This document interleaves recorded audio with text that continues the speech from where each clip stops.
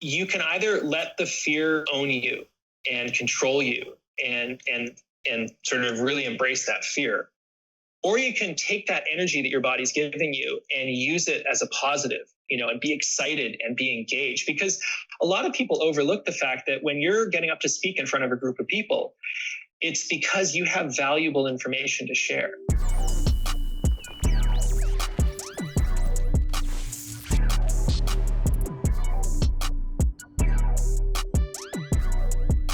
On today's episode of Rise, Grind, Repeat, we talk to Ashley from The Message Fixer. Talk about how to communicate better when it comes to pitching your ideas. Let's dive right in. Ashley, thank you so much for joining on an episode of Rise, Grind, Repeat. As we're talking a little bit earlier, I'm really excited for this because when it comes to messaging, I think there's a lot that goes, there's a lot of oversight on really focusing on how to hone in your messaging, how to just communicate better. And at the end of the day, we're all about marketing. That's all marketing is having communication. It's using data to see what someone's responding to you with and how you communicate back and really how you sell your products or services. But before we dive in too deep into that, I would love to learn more about your background. I mean, worked with Fortune 500 companies. You got tons of content that's on your website. I mean, how did you all get started in the communication side of things and messaging? Sure. So I've always been fascinated by storytelling. I loved film as a kid. And in high school, I discovered commercials. At the time, in the mid-90s, there was a lot of, or actually mid-90s, God, it was the 80s. What am I talking about? And there was a lot of like those commercial, like the end of the year showcases of commercials. And I'd get these little videotapes, and I just loved it. And so I went to college. I studied advertising. I studied graphic design. I studied all sort of forms of communication. I thought I was going to be first of all, a commercial director and then get into film. That was kind of my vision of it. And while I was in college, the internet happened. And I was kind of like, oh my God, this is super cool. And so I ended up joining and working in ad agencies and design firms, specifically in the digital space. And, was working with UX experts and programmers. We were developing these whole online platforms, and it was a lot of fun. And I got into the role of a creative director. I went art, designer, art director, creative director, and creative director was sort of like the pinnacle. I thought that's what I wanted to do. And I got there and, loved aspects of it. I loved the, leading the team and generating the ideas and pitching the ideas to the Fortune 500s, the Microsofts, Targets, Amazon, etc. And, enjoyed that. But what I started seeing more and more was that there were a lot of people I worked with, people on my team, as well as clients and people that were really smart who just seemingly couldn't communicate. They couldn't share an idea. And I knew they were smart people, and I hated the notion that their ideas were not going to go anywhere. And so that kind of planted a seed early on for me about, the need for this. And so then in 2012, the family and we were living up in Seattle for 15 years, and we decided, you know what, I think it's time for a change. And we bailed on Seattle, moved to Arizona, and I had some time to think. And that was when this notion of like helping people communicate kind of landed on me, and I started pursuing it. And that was kind of where it started. And now I think I've veered away from answering your question. Not even. No, that's awesome. I mean, the context is great. Sort of segued into current time. But no, I mean, that's great. I mean, what was it like when the aha moment on the internet, when you saw the value in it? I mean, it's, you were right there, like the prime age. I mean, young enough to have an open mind to new technology and all that. I mean, were you hopping on a blog or something like that? Or what did the epiphany happen? It was good question. I mean, I think I was sort of, I've said this to some people before, that there was, I joke being a designer. The running joke for me was that I was told there would be no math. And, and so the idea of HTML and being able to kind of type something in and it would reposition a picture or make a background red instead of blue. Like there was something really fascinating about that. And so I think at the very basic level, I was like, that was intriguing. And then I started learning about, using Flash and kind of interactivity and storytelling through the digital space. And, and just the the burgeoning internet. I mean, there were so many things you couldn't do with it, but there was just something exciting about it. There was something democratizing about it. And so I can't tell you specifically, but I do know that when I was in college, but halfway through, I tried to switch majors because I wasn't getting enough of access to the web and the interactivity and that kind of thing. And I ended up sort of creating a hybrid major for myself because nobody had really done this yet. The internet kind of, in a big way, happened right halfway through college. And I ended up sort of creating a hybrid degree, if you will. So I have sort of advertising and new media, whatever that was at the time. And by the time I graduated, I had freshman students who were being sent to talk to me because the head of our department had said, go talk to him. He's created a hybrid program. And so technically my degree's in advertising, but I got a whole lot of other stuff in there as well. No, that's awesome. I mean, diversity is always good, but I think something that you mentioned that I think sticks out. I mean, I've worked at other agencies here in the Valley. I mean, that's where I got started in the digital space. But to your point, there's so many smart people, very well-educated people, great ideas, but it's tough to articulate in a short amount of time what it is, the point that you're trying to get across. I'm horrible at it. I get into the weeds too much, and I try and do a better job at keeping it high level. But I mean, what are the things that causes that? I mean, you've obviously seen a lot of people do that. What is the root, I guess, that causes that? I think the root of it is, I'm going to say almost a lack of preparation or a lack of awareness to prepare.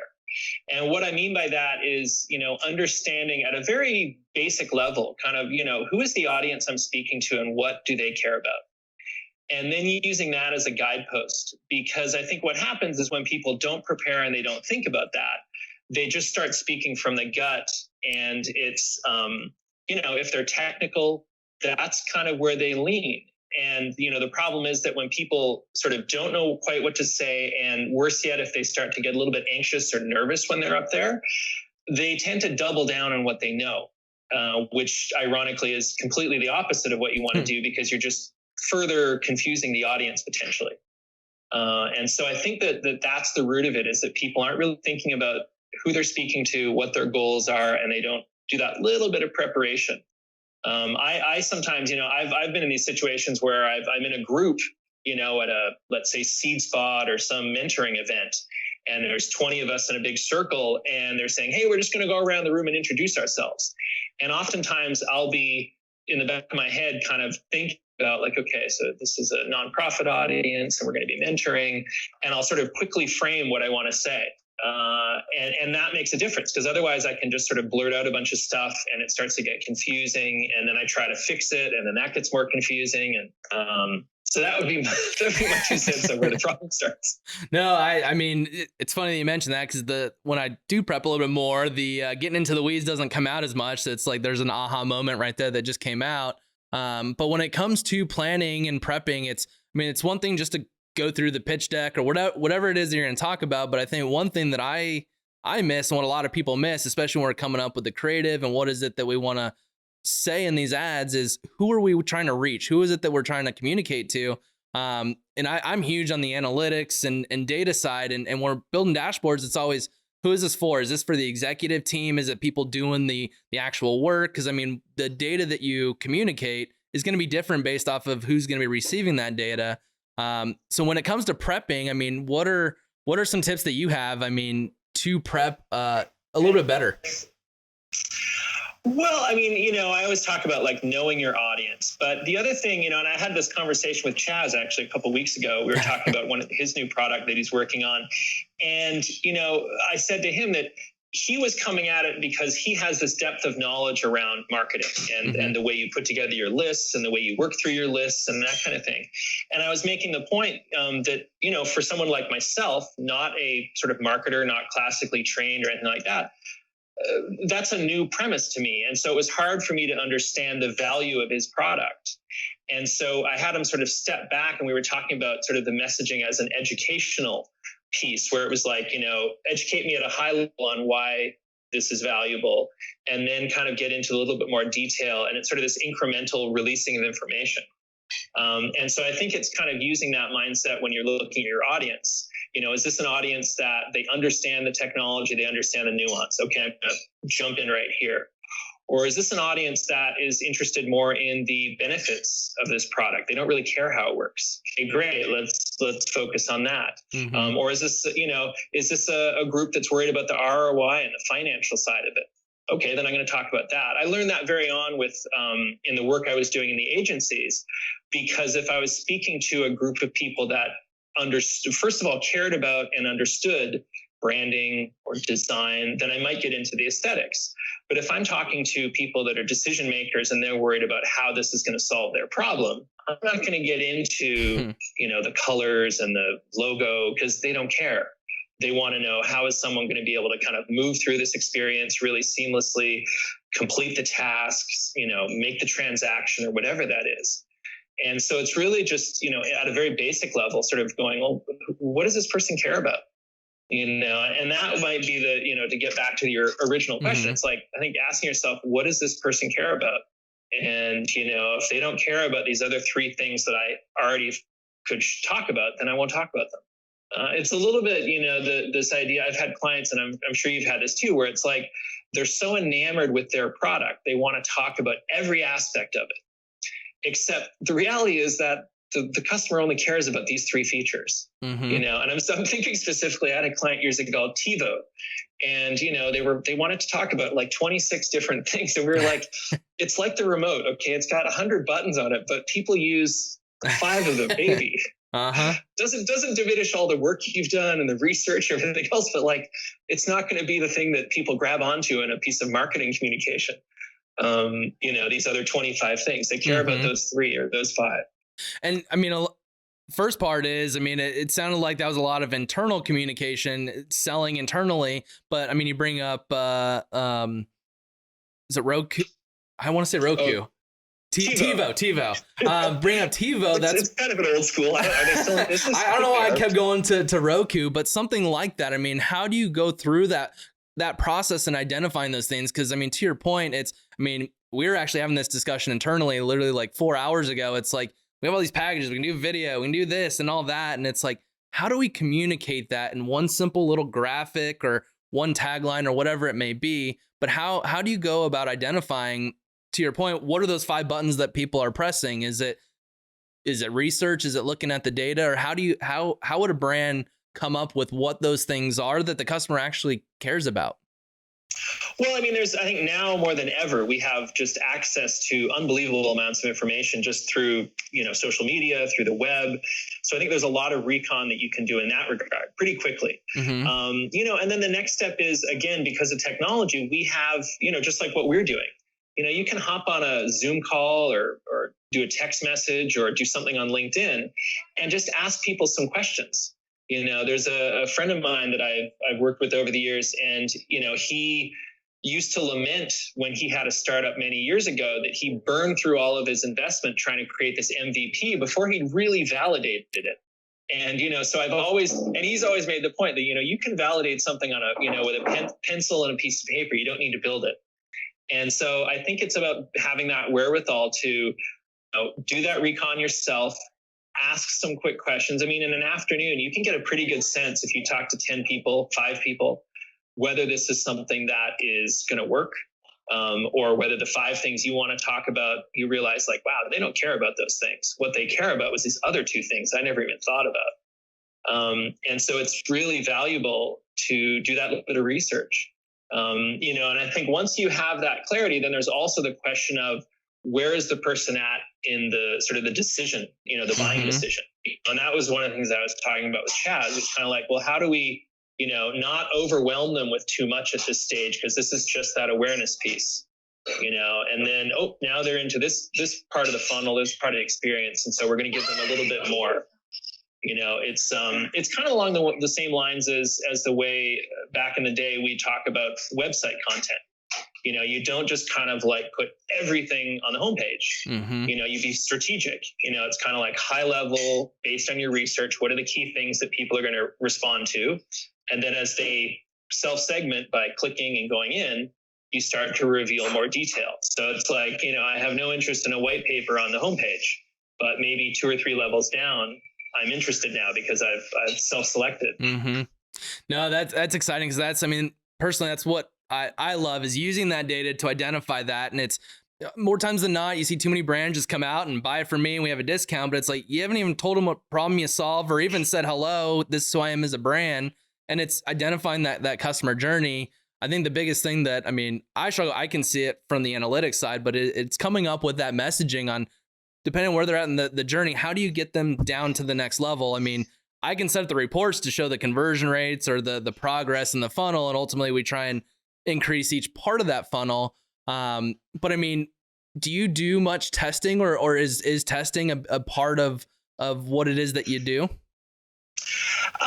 Specifically in terms of what I offer, it's less something that I do. If it becomes something that's critical, I may, but I found that, the majority of where I focus, or the most of my client relationships start with the verbal communication. Mm-hmm. So a CEO or a founder will come to me because they're pitching to investors, or they're going to speak at a big event, or they've got a big webinar or something.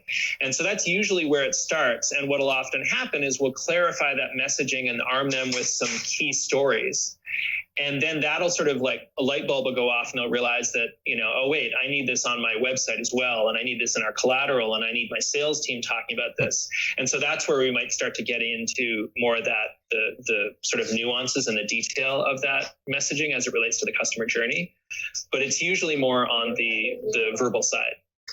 Awesome. I think that's a good jumping off point. Awesome history. Definitely worked with some big clients. So what is it that you actually offer and do, and at what point did all this get started?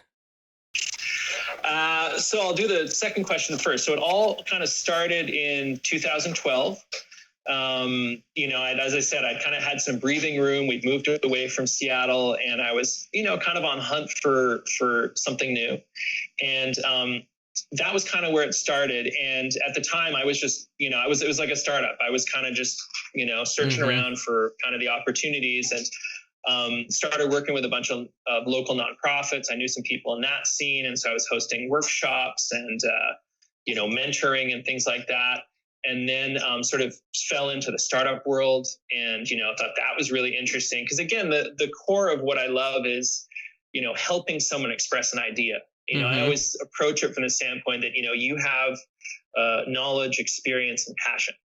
And all I'm doing is helping kind of turn some dials so that when you speak, the people you're speaking to feel that too and want to help you in whatever way that is. So if you need investment, we want to help, get them to take that action, or customers or whatever. And so that's at the root of what I want to do, is that idea. And so, entrepreneurs and startups are, they're all about the idea.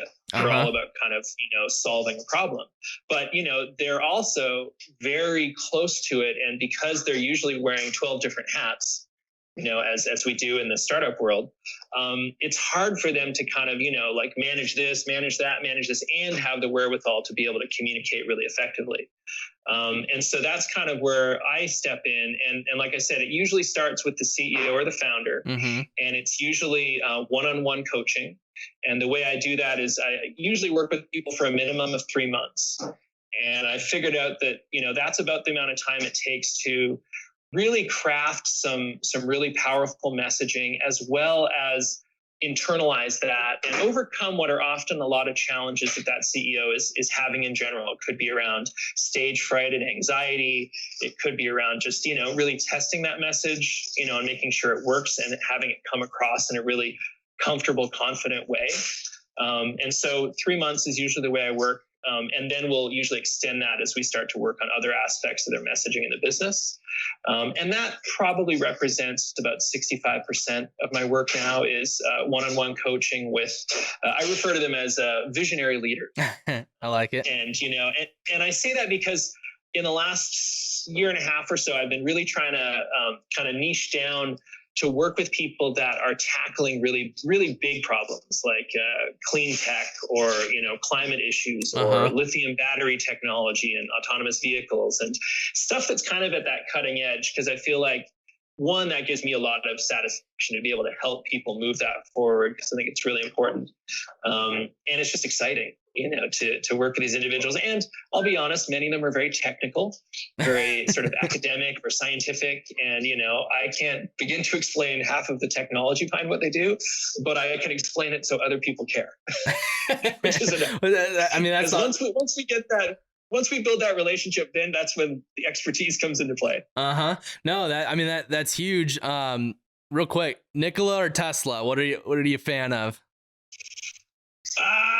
Well, I'd say that's a tough one because I was just reading about how Nikola's kind of getting dragged through the mud right now. There's a bunch of legal stuff going on. And so in that regard, I mean, Tesla's, I'm always a Tesla fan, but that's more because I like the vehicles. I've driven the vehicles. But interesting, are you familiar with a local one called Atlas? I don't think so. It's are they over in Casa Grande? Do they have a I'm not sure. To be honest, I'm not sure where they're located, but it's they're a local electric vehicle company, and they're focused on pickup trucks. And they are gorgeous vehicles. And this is all completely from the ground up, from scratch. And at the moment, they've got they can do full charge in 15 minutes. So, wow. So aside, they're one I've built some relationships with, and I know their founder Mark and a few of their other key people. So I've got a bit of a bias. If you even said Nikola and Tesla, I would say Nikola and Atlas just because they're local. So there you go. What high level of that? I love that they're doing it. I love that there's some crazy people out there saying, "Hey, let's completely revolutionize the vehicle industry," which, as Alon's shown, is not an easy task and costs a ton of money. Yep, absolutely. So I have respect. Love it. So it sounds like, you were at an agency working with big brands, and whenever you started, what you're doing now, it seems like, going from big brands to working with entrepreneurs and startups.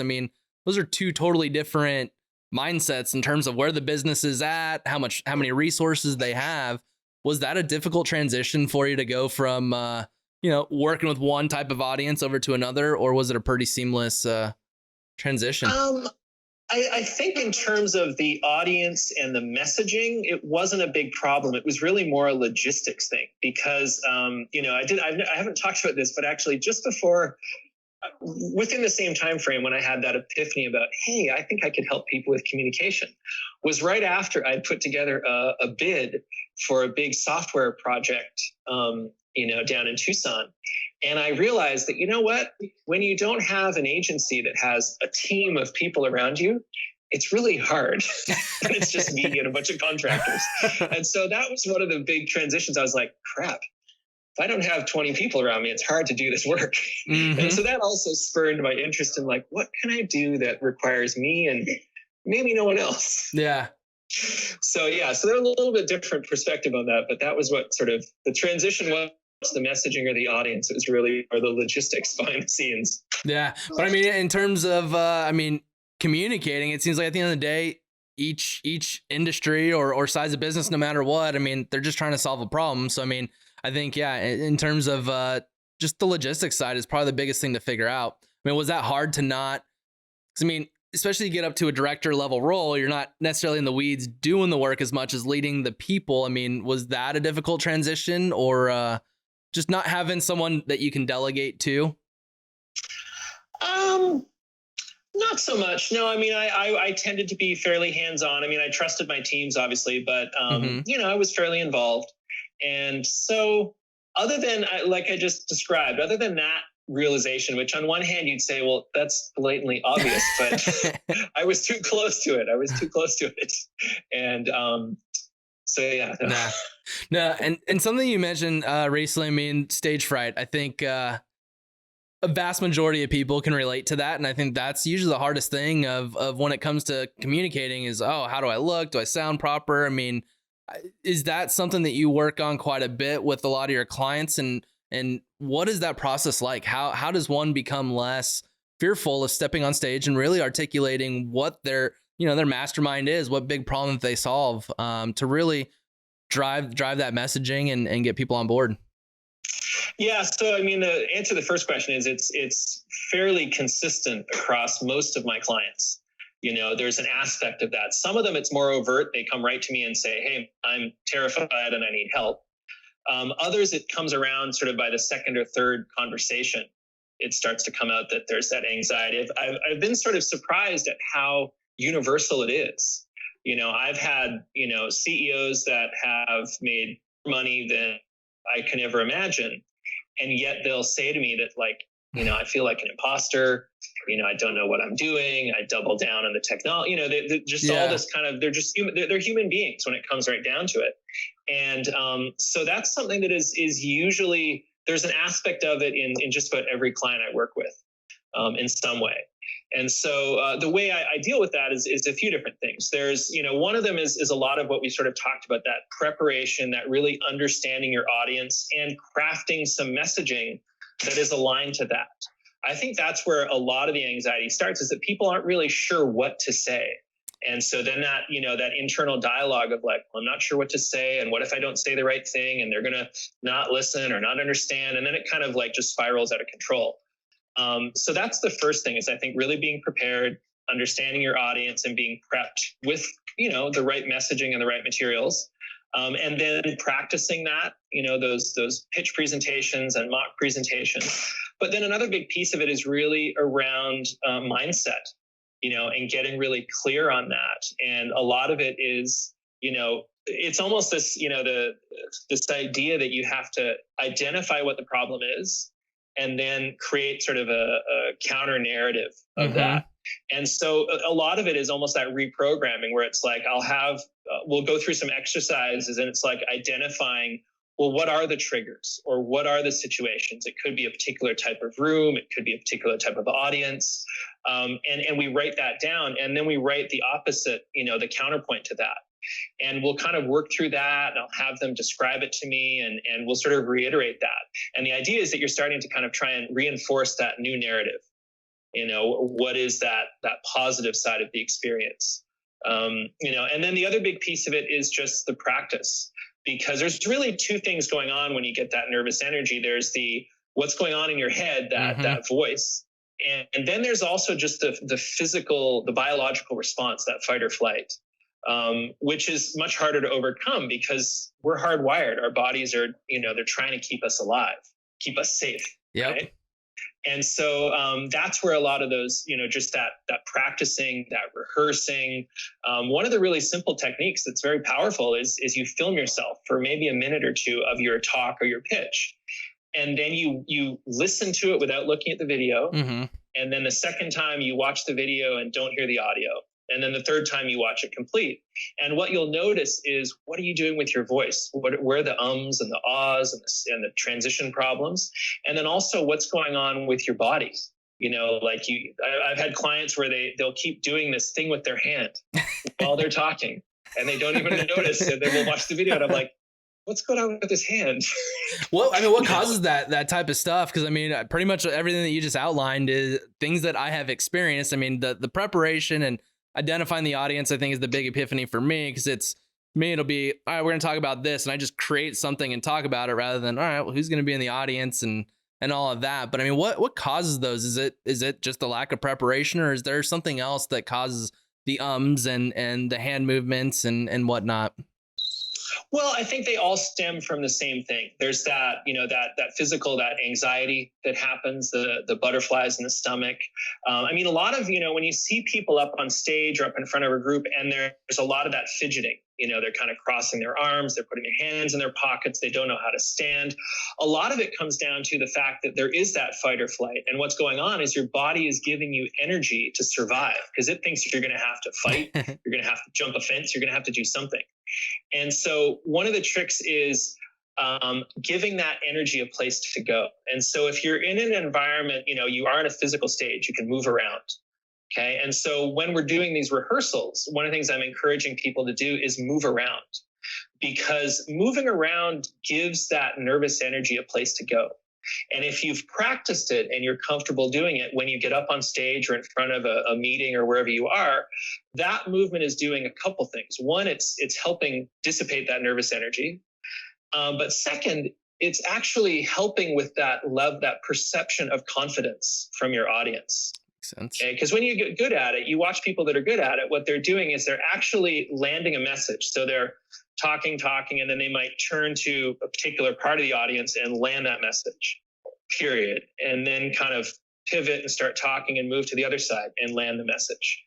And it becomes really powerful as a tool to convey that confidence. The other thing that's a third benefit is, and I'm sure we've all had this, remember from like grade school, when the teacher would move through the class and you were concerned they're going to ask you to come up to the board or answer a question, you immediately, they're really paying attention or trying to hide, one of the two, right?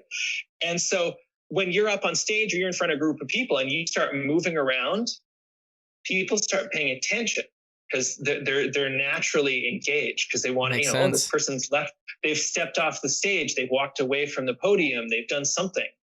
And, I was at a conference a number of years ago, and it was a panel discussion, and it was maybe the third speaker, and it was getting a little dry. It was a big room. And the fourth guy, when it was his turn, he took the mic off the table and just got up and walked right into the audience. And everyone perked up, and it changed the whole energy in the space because he was reading the room. He was able to see that, we're starting to lose the energy here. It's been 45 minutes or whatever it was. And so, and when we look at great speakers, it's that they've done it enough. They're able to read the room. They're able to read themselves. They're able to kind of do all these things I just described. So it comes across as like really confident and comfortable. But I guarantee it took practice to get there. Yeah, no, that's what I was going to say is it seems like that's version 2. Once you can get over all right, my heart's not pounding every time I'm about to go up and I can feel myself sweating and shit. Once you get past that, then it's pretty much owning the audience, not so much owning the audience, but controlling the room, the environment and everything to really just hone in on that messaging, because it's those little nuances that it seems like where that you stop moving and shift to really nail down the message that you're trying to communicate and all that. No, I love it. When it comes to, go ahead. Sorry, I was just going to add one point in there. One of the things we talked about, sort of that mental aspect of it, what I say to people is that, you're not going to be able to completely eliminate the butterflies. Mm-hmm. You're not going to be able to completely eliminate that inner chatter. So what I say to people is it really comes down to a choice. Okay. You can either let the fear own you and control you and sort of really embrace that fear. Or you can take that energy that your body's giving you and use it as a positive, and be excited and be engaged. Because a lot of people overlook the fact that when you're getting up to speak in front of a group of people, it's because you have valuable information to share. You are a subject matter expert, or you are the founder of a company, or you have some great new technology. And so that's something to be really excited about, because what you're doing potentially, if you do it right, is getting a whole group of people to know about you and want to support you and want to help you. And so that's one of the big mental shifts I try to get my clients to, is like, take that energy, that nervous energy, and turn it into excitement. Because having a captive audience nowadays, given just how saturated our lives are with technology and media, it's a huge, huge thing. So don't waste it. Yeah, no, it's the name of the game. In marketing, it's grab that attention. You can actually get that message across. A lot of what you're mentioning is really speaking to your audience. And so I know through this conversation, one thing I'm realizing is, someone will ask, hey, can you talk about YouTube ads? And it's cool. I can talk so many different ways, but once I can identify that audience, how does one go about constructing what that messaging is, whether it's a PowerPoint?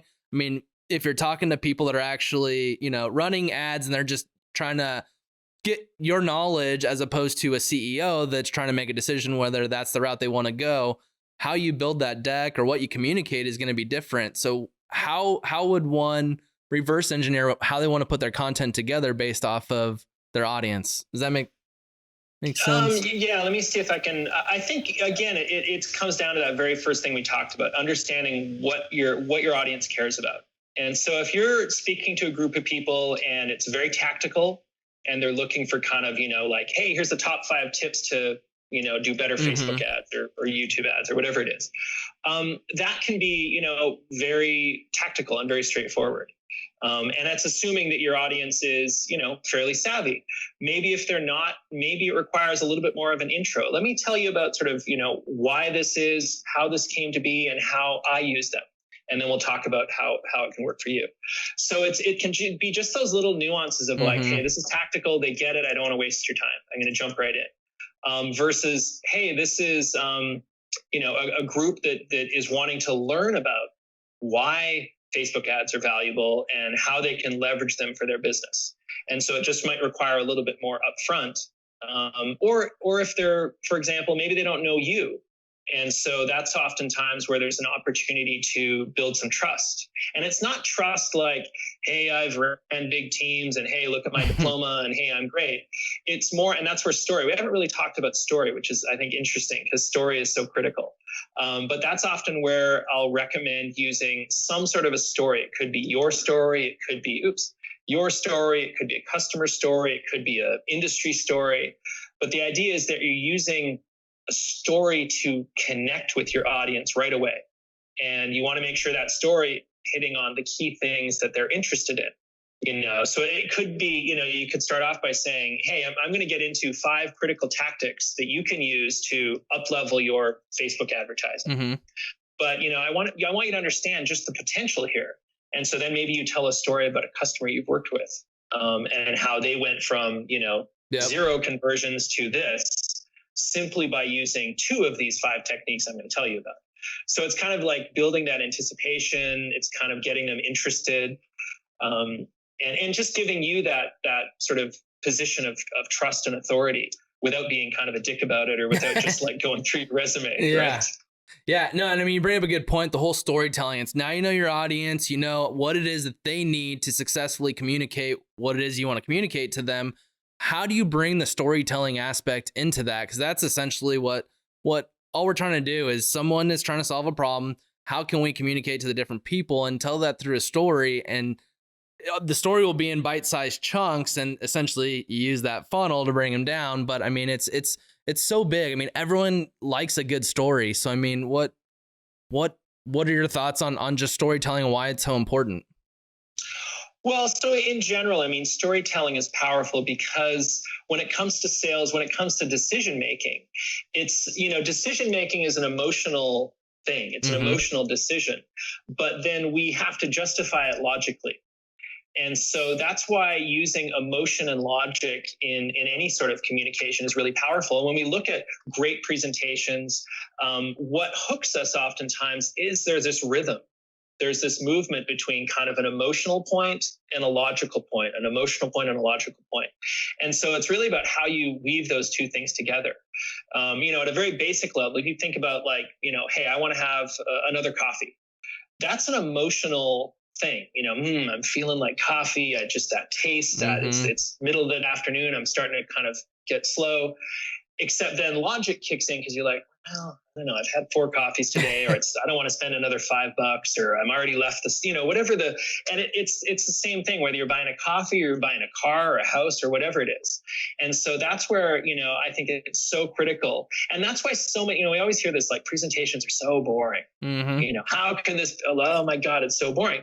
And it's because we often will turn a presentation into a report, like, here's the numbers, here's the data.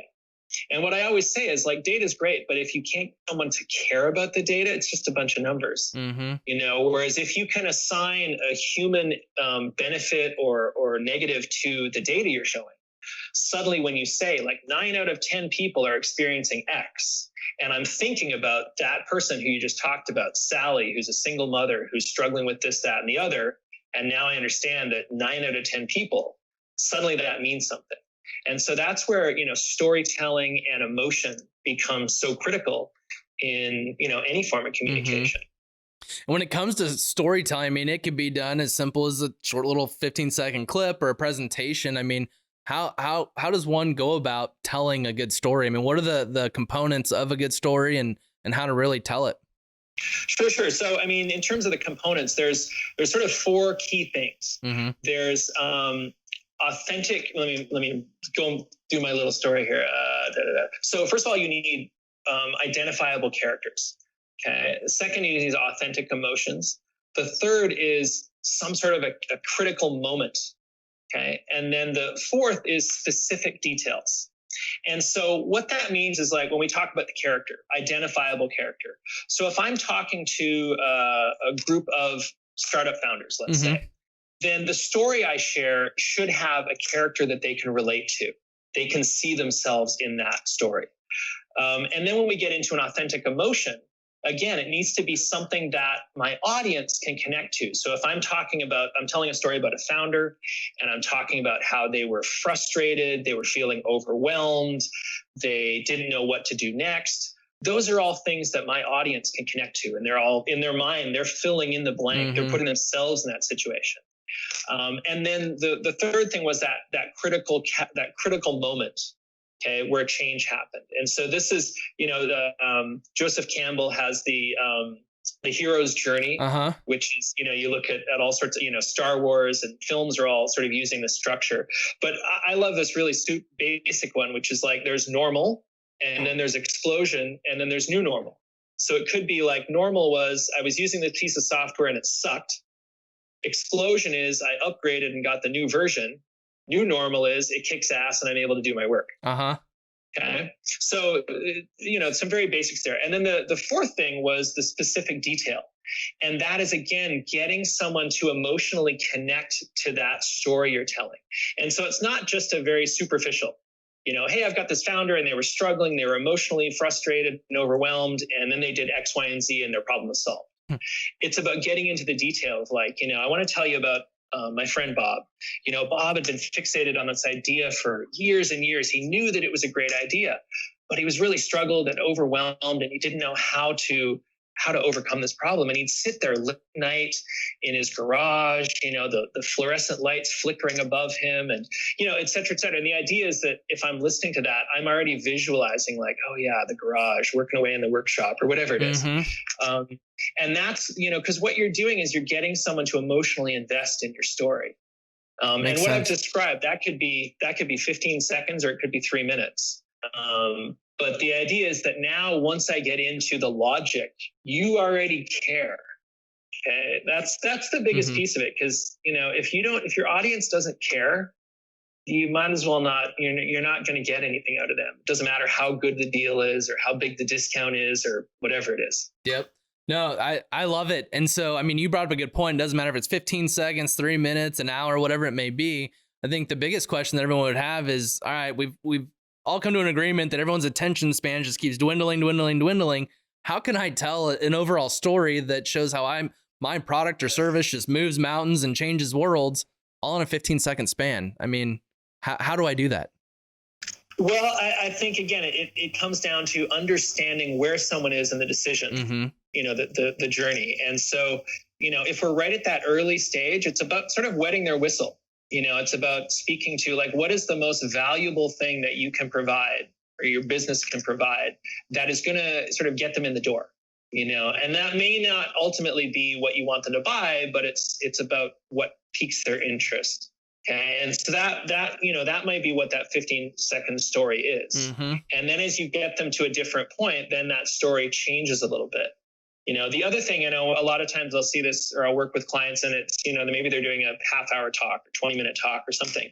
And what you do is you introduce a character in the beginning to set up the problem.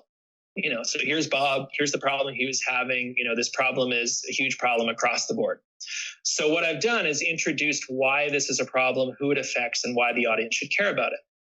And then now I get into some of the logic and why this is a great solution and how our team is great. And then I'm hinting at like, what happened to Bob, but I haven't really told them. And so then at the end of it, I now talk about Bob and how Bob's career, life, business, whatever has been completely transformed. And so that's another aspect of storytelling, is that we as human beings, we naturally want to see how it ends. It's sort of I've joked about this. It's the same reason why, you're driving in traffic and there's a slowdown and there's something going off on the side, there's a car fire or whatever. You always want to see it. You can see it's a car accident or a car fire, but you want to see it. You need that resolution. I've been sitting in traffic for 20 minutes in this traffic jam. I need to see how it ends. Yeah, no, I love it. How we kind of communicated is, you got 15-second videos or whatever it may be. It's making that trailer, and how I like to kind of compare it is, you got movies you got a 2-hour movie, but they got you in the movie theater with that little 2-minute trailer, just giving you enough to show you what it's about, but then keeps you wondering. And that wondering, now you have their attention on any other form of communication that you give them. They're going to see the brand. They're going to be like, oh yeah, I remember that. And now you can continue that communication flow essentially, but it's that how can you get that attention from that first piece of communication to then plant the brand or the message or whatever it may be to then lead to the other trailers, which then leads to the movie, and that's your product or service or whatever that may be. Yeah. Yeah. And I mean, a great example of how this has changed. You talked about attention spans. I mean, all you got to do is look at like movie trailers from the 80s, where there was often a voiceover kind of explaining, like what's going on, like, well, little Jimmy struggled with this and then he did this and that, whereas now it's, quick cuts and like, a bunch of different things. And you kind of don't get what I appreciate about it is they don't give it all away. Some of those ones from back in the day, man, it was like, why do I need to see it now? I know everything, And so I think that there's aspects of that. And that's the thing is if you can construct that story, and what I'll do when I work with my clients is we construct it sort of long form. We get into all the detail and all the nuance, et cetera. And then what we'll do is start kind of narrowing down, like what little bits can we tease here and what little bits can we take out that aren't critical and what little bits do we add here? And you're sort of creating this theme or this running story through the presentation or the pitch. Mm-hmm. No, I love it. I mean, it comes down to how can you say more with less? Yeah, I mean, so this is when I was in the very beginning when I was doing my business and I would go to networking events, and people are like, oh, what do you do? And, blah, blah, blah. And, I always hated that question, but I'd started pivoting and I'd say, I teach founders how to present like Steve Jobs. And it's 5 seconds, but if I was talking to the right people who knew Steve Jobs, knew technology, knew Apple, that was all I needed. Because the next question was, well, how the hell do you do that? And then I can get into my process or my methodology. But it was, versus like, well, what do you do? Oh, I'm a communications coach and I work with entrepreneurs and, da, da, da, da, da. Yeah. It's like, that's all logic. But when I say, oh, I teach founders how to present like Steve Jobs. Everybody knows Steve Jobs, and he was an amazing presenter and speaker, and so it was an in. How long did it take you to get to that point? Because I mean, that's something that we're constantly trying to refine. And I mean, at first starting on this, what do you do? Oh, well, we do video, we do this, we do that, all the things that we can do rather than the solution we bring to the table, which at the end of the day is helping brands grow through marketing and all of that. But how long did it take you to get to that point to where you could? Well, it actually came fairly quickly because there's nothing worse. And networking events are great for this. It's unfortunate we don't have very many anymore. But like when they do come back, it's a great testing ground because there's nothing worse than going out there and having someone say, oh, hey, I'm Bob. What do you do? And you say what you do and there's like nothing is happening in their face. They don't care. Or even internally after you say it and it's like, what did I even say? Yeah. And so that's kind of, it can be very quick. Mm-hmm. I'll test different things out where you walk out and it's like, well, I'll try this one. Oh, that didn't go anywhere. I'll try this one. But the other thing that I've learned actually is that ironically, when it comes to networking and those kind of impromptu conversations, I usually try not to talk about what I do in the beginning. I want to get the other person talking because then they'll share information that I can leverage, and it's about that shared, I talk about common ground. I haven't mentioned it yet, but common ground is a really critical piece, and emotion, empathy, and storytelling are a great way to bring people in and create that common ground. And so it's when you go to networking, I know we were talking about it, but we'll go on the networking kick. People start talking about what they do. What do you do? What do you do? I hate that question because I want to know more about you. I want to understand you. And if I can make a connection with you on a personal level, some mutual sport we're interested in, a neighborhood thing, a family thing, a vacation, now I'm already, you already remember me. Yeah. So that now when it comes to what I do, it's very different because it's an emotional connection versus the other 20 people you met that just gave you their card and said, hey, I'm going to help you automate your marketing. It's going to be the greatest thing ever. And you're like, okay, great. Yeah, I mean, it's fine. I mean, as you mentioned, that common ground, I didn't even know that was a thing. But I mean, that's essentially, again, what we try and do with the data is once we can see what is that you're like, once we can learn more about you, that's why I go back to marketing isn't, I don't know, everyone thinks it's a one-way communication street, but it's a two-way dialogue. And we live in a world to where when you get more of that data, what content they're looking at, what videos they're looking at, you can get more of that common ground. And then you can follow up your message with, I mean, not as blatant as I saw you reading this, but now that, you know, if they're looking at pricing or whatever it may be, you can then formulate whatever your next message is going to be that, you know, you have that common ground. I mean, if you're in the middle of the speech, I mean, how do you find that common ground? Is it a matter of knowing them, or does it make sense to create some sort of like, you know, real-time polls or something like that, where how many people feel this, or how do you create that common ground quickly without asking too many questions? Well, I think you want to go into it in whatever you're doing. You want to go in with the best intentions and already having a level of empathy and understanding. And that can be as simple as the language you're using. You know, if you're talking to a group of people that aren't, for example, technically savvy and you want to talk about technology, then, you know, you go in with more accessible language. Because there's nothing worse than going in and trying to prove how smart you are and thereby alienating the audience. So you're not creating any common ground. So I think you still need to do that prep. And then the other piece of it is that, you know, if you're doing this enough that you're getting comfortable where you're actually able to kind of read the room, read the audience. And so, you know, you can see the energy level dropping, or you can see a change. And you can, you know, that's when it's a great opportunity to, ask a question, change the energy in the room. So it might be, you know, you start to see it starting to fade, and you might ask a question, you know, like, well, how many people are struggling with X, Y, and Z? Oh yeah, me. Or, you know, something like that. And it can help both get them re-engaged, but also give you a little more fuel to now work from. I personally love Q&A when it comes to any kind of presentation or talk I'm giving. I love the Q&A portion because it allows me to kind of think quickly on my feet. And it also allows me to be directly, you know, solving a problem that they have. And you know, if one person's asking it, there's 10 other people that probably have that problem too. And so there is a certain skill in being able to read the room, read that energy. Much like that guy I mentioned earlier, who picked up the mic off the table and walked out into the crowd when he could see that it was the energy was dropping. Yep. Yeah. You know. No, and sorry, I was gonna say, I keep interrupting you, I apologize, but there's this thing I learned many years ago. I can't remember what book it was in, but they were talking about the 7-minute rule. And I would argue that probably it's half that now. But the idea was that you needed to, as a presenter, as a speaker, someone kind of commanding the attention of the room, you needed to change the energy in the room every 7 minutes. And like I said, I think it's probably about 3 minutes now, 3 to 4 minutes. And that could be asking a question. It could be showing a video. It could be handing out a prop. It could be, you know, just the idea that you're not just droning on and droning on. And so again, that's reading the room and knowing how to change that dynamic. That's awesome. I mean, there's so much that I can see you helping with in terms of just, I mean, the prep to reading the room to creating the common ground of the story. I mean, there's so much that knowledge that you have. What has been the best, I guess, most fulfilling scenario where you help someone that had a really good idea, they couldn't communicate it. They went through your process, they pitched it, sold it, and it just was the most exciting time of their life. I mean, what was that one moment, I guess?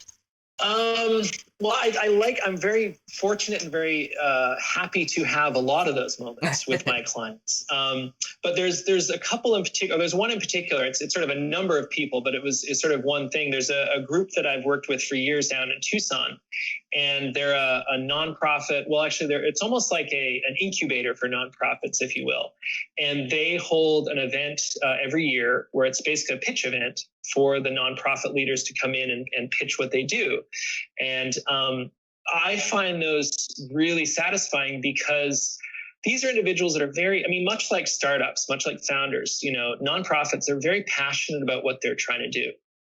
And many of them have not had formal training in marketing, communication, things like that. And so to be able to have them come into this experience and be nervous as all get out and not know what the heck they're going to do, and then be able to kind of demystify the process and work through some exercises with them as a group and help them craft that pitch. And then to see them, you know, many weeks later after we practiced and worked together, to walk out on stage in front of 1,000 people. And, you know, I've been doing this for 5 years with this, and there's usually 12 to 15 individual nonprofit leaders will go up and speak. And I've never seen one of them fumble. You know, awesome. A couple cases you can see they've lost their path, and you can see that look up where they lost, and then they get right back into it. And it's because they've prepped. And the nice thing, not only is when they get up on stage and perform, but what you hear anecdotally is that they've taken what they've learned and brought it back to their organization. And so now they're helping other people in the organization get more confident and do a better job of spreading the message, which ultimately means they're able to increase their reach, increase their impact. Whether you're talking about a for-profit or a nonprofit, it's all about connecting and communicating and getting other people to join you. And so that's one that I really find a lot of satisfaction from. Oh, I bet. I mean, you are literally the person that could help someone that has that plan that can change the world to actually executing someone that's working 80, 90 hours a week to try and just tell the world what it is, and just working with you, the simple little tweaks allows them to communicate it better. And all of a sudden there's tremendous growth. I mean, I bet the excitement that people have whenever they come to you, when it's like, they know that they've pitched it and it was well received. I'm sure that thank you email or call or whatever it is, I mean, has to be the most fulfilling, form of communication that you can get from some of your clients. Yeah. And it's lifelong learning. I mean, this is something that, they learn this skill and they see success, and then they build upon that. And I mean, being able to speak about what you do and how you do it and the impact you're having, I don't care what industry you're in, what position you're in, that is wildly valuable. And, it's always interesting when I encounter people that are like, oh, I don't want to put a video on LinkedIn, or I don't want to, and I'm sitting there going, well, unless you're independently wealthy or something, you've got to get out there. You've got to get other people to hear what you're doing. And so it's sort of at your own peril. Yeah, I guess if you're sitting there going, oh, I don't want to do social media and I don't want to do presentations, and I'm like, okay, well, no. And I love working with the people that they are excited about improving.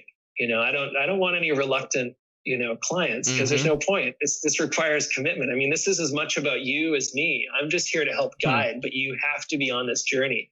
It's like a personal trainer. I can't lift the weights for you. I can't run those miles for you. You got to do it.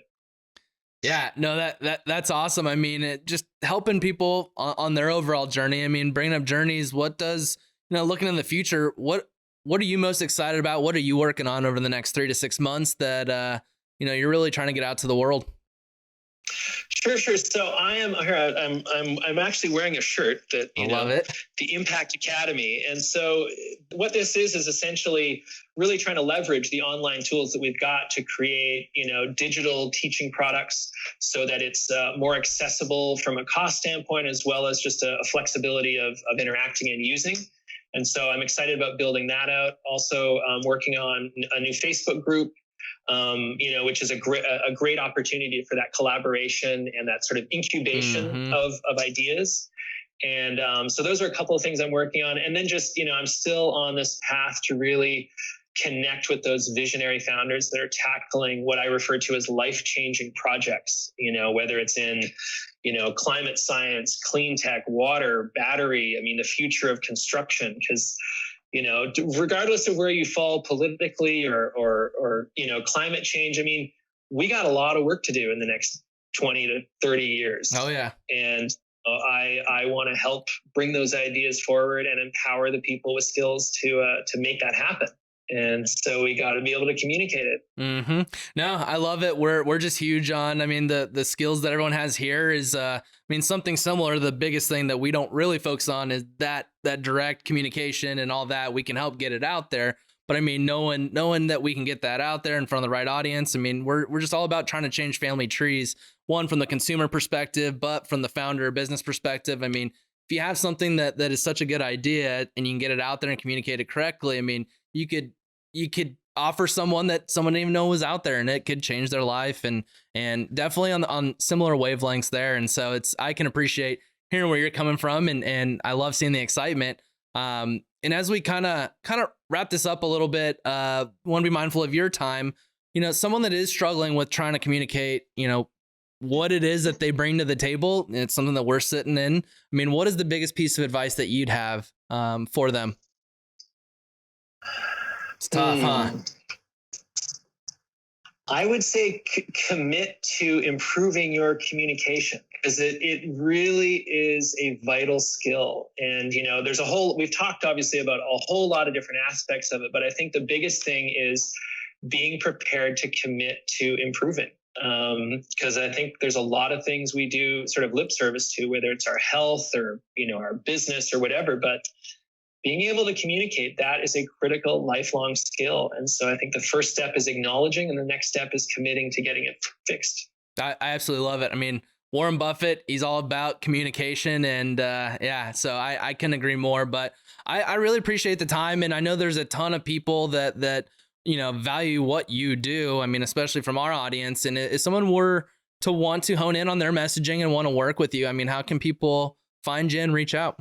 Sure. So my website is themessagefixer.com. And there's a variety of ways to communicate with me through that. And then the other one is my LinkedIn profile, Ashley Bright on LinkedIn. And there is a ton of resources and content there to learn some valuable skills, learn about me, learn about how I can help, and just reach out. And I'd love to get started. Awesome. Well, I appreciate the time and look forward to continuing to watch your growth as well. Well, thank you, Dustin. I appreciate it. I appreciate the work you're doing. I appreciate the invitation. And I just love it. We got to band together and help people take their big ideas and communicate them. Exactly. I love it. Well, I'm sure our paths will cross, sooner rather than later. And I can't wait for when that happens. Excellent. Me too. Thank you.